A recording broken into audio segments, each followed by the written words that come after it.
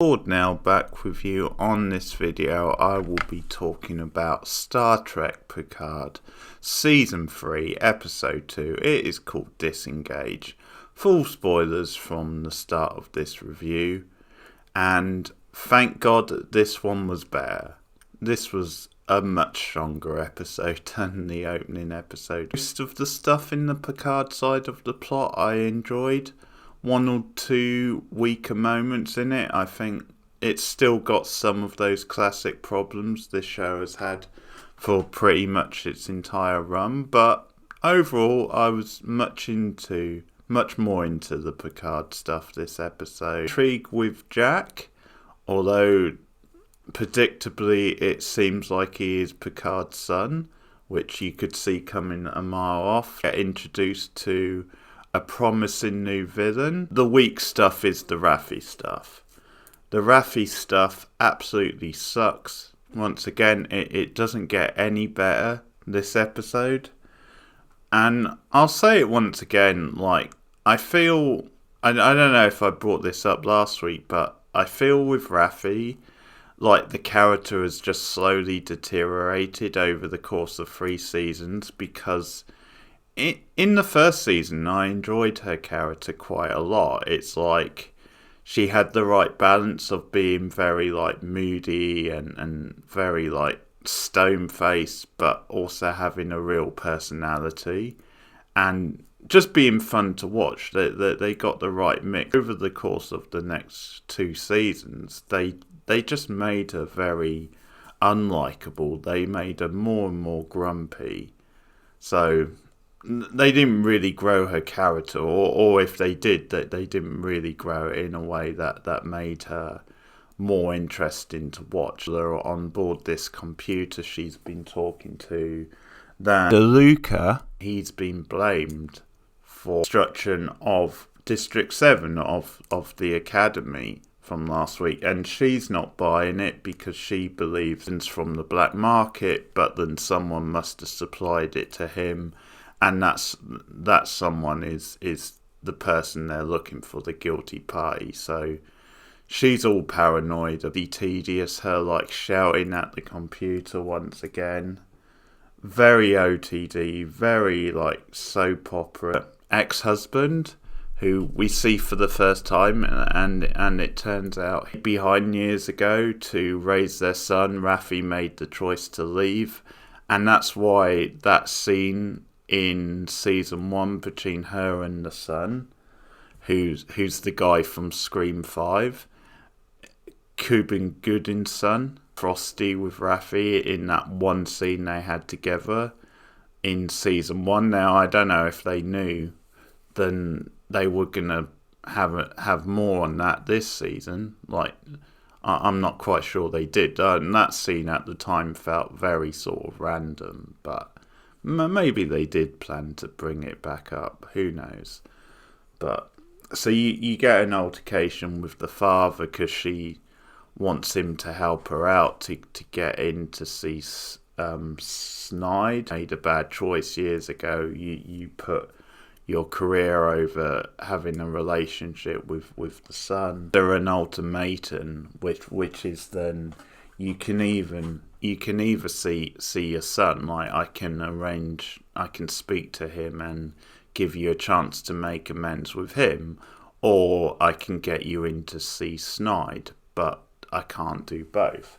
So it's an ultimatum, and he can tell by her face then she's gonna choose the mission once again, and that's all that. Like, in principle, I don't mind the idea of that, but once again, we've only had one scene ever with her son, and there's no reason to really care about that stuff. So, but once again, it's just a very badly handled scene, very sort of dry and soapy. She might be Starfleet, he doesn't trust her, and so he drugs her to try and get information out of her. But she stands firm. She doesn't like go for it. She doesn't reveal anything. She's claiming that she's working for DeLuca. It's revealed to be a ruse.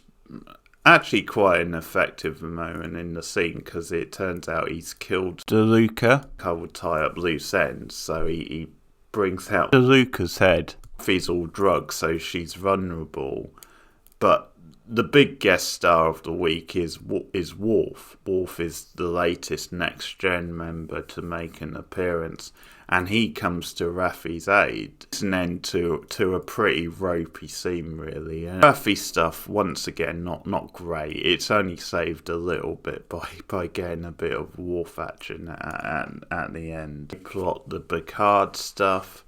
We open with a flashback. Jack, his ship being investigated because they think it might have illegal cargo on it. Some sort of booze. Bribing them, which effectively he does, but as they're leaving the ship, he messages someone, says he's here, and then it cuts to the present. It did have a really epic feel to it, even though sometimes they go a bit overkill with this being a flashy action show.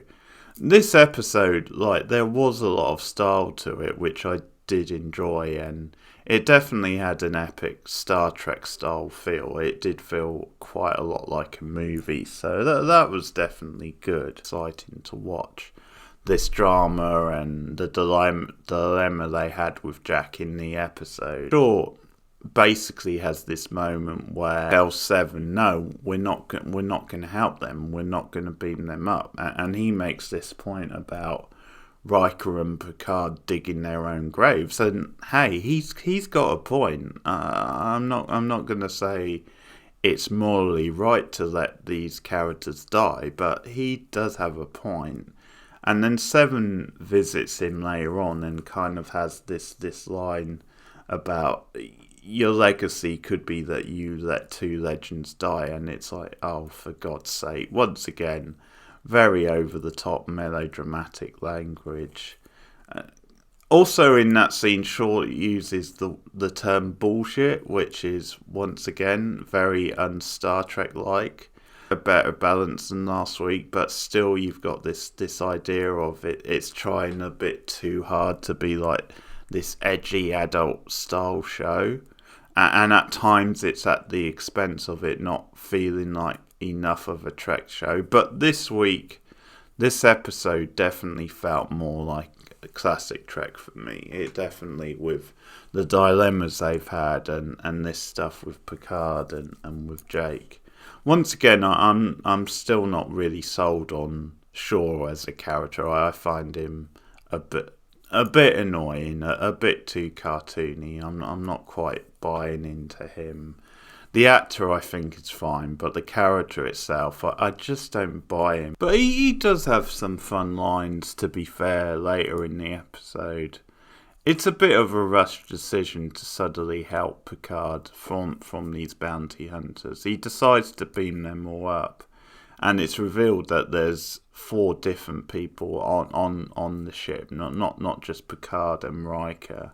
And he actually has a really great line there where he's like, beam them all up. This is like a hotel, don't you know? Which is really funny, and there's some pretty funny lines in this episode. That, like, the floor has some good lines as well. It's like when she says about how they're really pissed off. The reason why the episode's better for me, because there is a bit more sharpness to the humour. There are more like one-liners that stand out. It's just a bit more fun. You can still have dark stuff going on, which there definitely is, but it's just a bit more fun.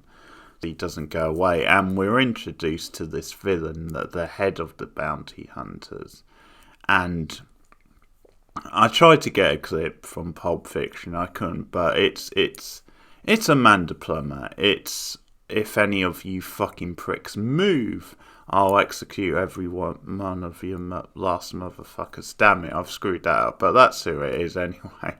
And she's absolutely wonderful playing villains.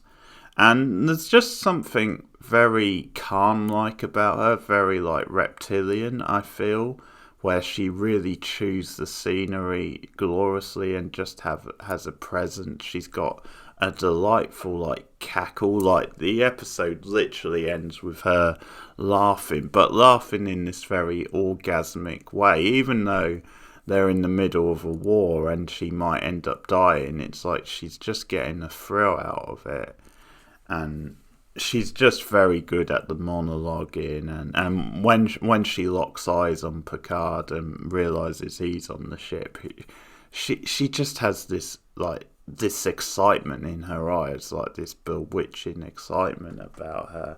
It's a great bit of casting. Like her appearing as this villain might be my highlight of the episode. I'm definitely gonna give her an MVP of the episode because she is just hamming it up so delightfully. But she claims that Jake has broken Federation law. It gives them 1 hour to make a decision, either hand him over or we're gonna kill all of you. And you get this really spectacular sequence where they use their powers into them, and what it does is literally the ship breaks the force field. It's clung into Titan so hard it breaks the shield, so they're suddenly vulnerable if they want to open fire, and they're trapped. Because there's also a funny line about how we're trapped in space. The last place you thought you could be like trapped in the ultimatum bit, because that gives them like a good time period, and it's a way to focus you as like the viewer. So classic Picard stuff in this part of the episode, because he takes Jack's side, and his whole thing is that it's wrong to just hand him over. He deserves a fair trial. So once again, that's classic Picard. He has that tradition that no matter what you think someone's done, everybody deserves like a fair trial. And so once again, that classic Picard diplomacy, whereas Shaw is very much, it seems about the mission, very much about, hey, this guy is more of a hindrance, so it's in everybody's best interest to get rid of him. And he's just very suspicious of Jack. Just talking about Jack, I think he's okay. I think partly because of the actor. I quite like the actor. Like the actor has like decent charisma and energy about him. The character itself and some of the stuff I like more than others, to the fact that we're getting a little bit of a soap opera because of he's Beverly's son, and now it seems like he's Picard's son as well, and just some of the drama of that. But the dilemma they face with him in this episode is good, solid storytelling. It's, it's on a point with some of the classic Trek themes and dilemmas. Conman, then he has used different identities. Shaw reveals this. And he even questions if he's Beverly's son or not. He could be lying about that. It's easy just to handcuff yourself to the nearest person type thing to save your own bacon. Card thinks there's something more to it.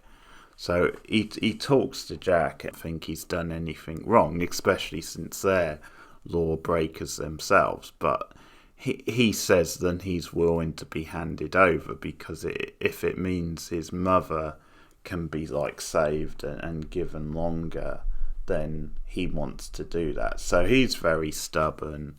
Picard can't really talk him out of it.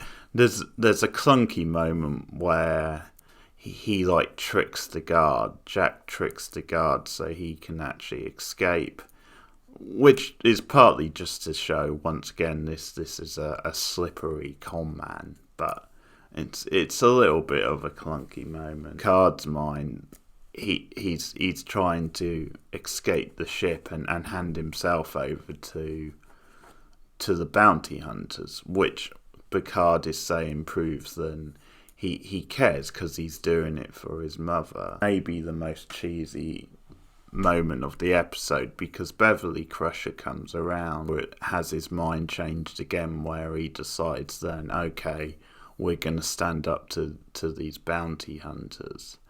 So Picard has that speech about he's my son, just takes over then. It's like, what the fuck are you doing, Picard? You don't run this shit. But he takes over. You get a moment where he's directing traffic on the ship, and Shaw just goes with it, and he does that thing of, whatever happens from now on, it's on you, let's go. So they go to war, and you get this spectacular ending, as I said, Plummer hamming it once again, as even they're in the middle of war, and she's just cackling away there. And that's how we end the episode, and it's a pretty strong ending, to be fair. So that's episode 2. My thoughts, yeah, much better in my opinion. Still some wonky moments, but a much better episode. So sets up some pretty promising things moving forward. So let me know what you thought of episode 2 in the comments below. Like and subscribe as always. Share me out on social media. And I just want to give a shout out to another podcast, actually, a Star Trek dedicated podcast. That's from Fletcher on YouTube, Fletcher from the Deep. And, well, he's got 2 Trek podcasts, really. He's got one called The Undeclared Bajourn, and that is a Deep Space Nine podcast where him and Data, his co-host, work through every episode of Star Trek Deep Space Nine. So that's definitely worth checking out. And then he's got one called The Inner Forelight, where he focuses on Picard and all things Picard, because they also do random Next Generation episodes. So I will link, since this is a Picard review, I will link the Picard reviews they do in the description of this video, and you can go and check out his podcast on YouTube. So if you're a big Trekkie, then that's definitely a good podcast to check out, one I recommend. I'll put it in the description. So thanks for listening. Keep watching TV, keep watching Star Trek, and remember, this episode was decent, but they're all 10s at the end of the day. Thanks guys, see you later.